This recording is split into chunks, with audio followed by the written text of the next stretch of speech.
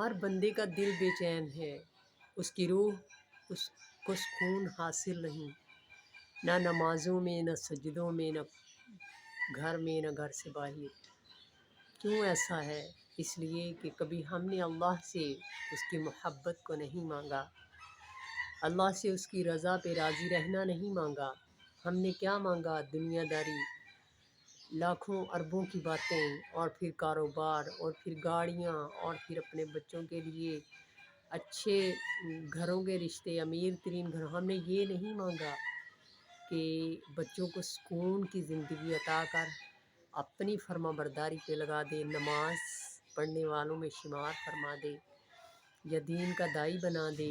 ہمیں اپنی رضا میں راضی رہنے کی توفیق دے دے، ہمیں اپنی محبت دے دے یا اللہ، ہمیں ہدایت دے دے۔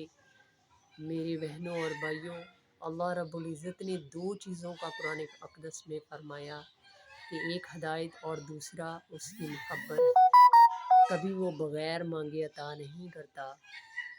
جب تک کہ انسان کے دل میں خود یہ آرزو پیدا نہ ہو جائے کہ اسے اللہ کی محبت چاہیے یا اپنے لیے ہدایت چاہیے، تب تک اسے نہ ہدایت دی جاتی ہے اور نہ ہی اللہ کی محبت دی جاتی ہے۔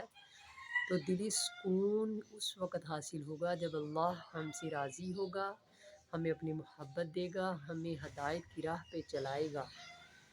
اللہ رب العزت سے دعا ہے کہ پوری امت محمدیہ کو ہدایت عطا فرما دے اور اپنی محبت عطا فرما دے۔ آمین۔